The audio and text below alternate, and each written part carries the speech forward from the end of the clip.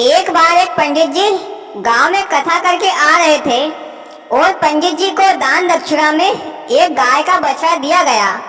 बछड़ा छोटा था तो पंडित जी बछड़े को अपने कंधे पर बिठाकर चले जा रहे थे। जब पंडित जी रास्ते में चल रहे थे तो पंडित जी को 4 चोरों ने देखा और आपस में विचार किया कि पंडित जी से गाय के बछड़े को छुड़ाना है।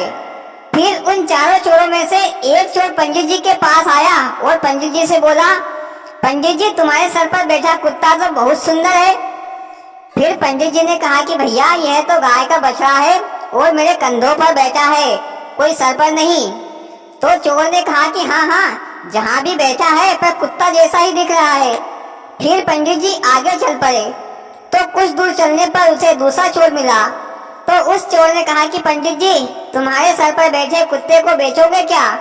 तो पंडित जी को थोड़ा संदेह हुआ, लेकिन पंडित जी ने कहा नहीं बेचूंगा।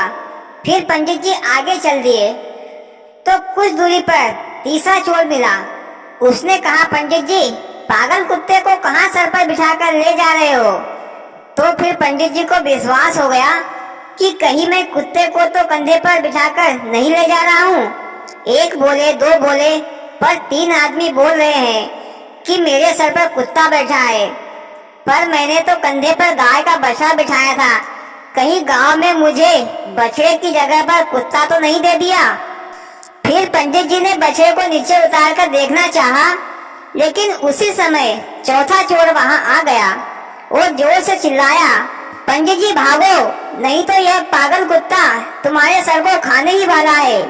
यह तो भयानक और जंगली कुत्ता है जो पागल हो गया है। फिर क्या था, पंडित जी ने इधर देखा ना उधर, ऊपर देखा ना नीचे, और गाय के बछड़े को वहीं फेंक कर जो भागा तो सांस तक नहीं ली।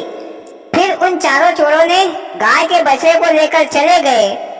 अपने ऊपर विश्वास होना चाहिए और विश्वास रखकर ही कोई भी कार्य करना चाहिए, क्योंकि इस संसार में हर कार्य को बिगाड़ने के लिए धोखेबाज मिलते रहते हैं। और भैया कहानी खत्म।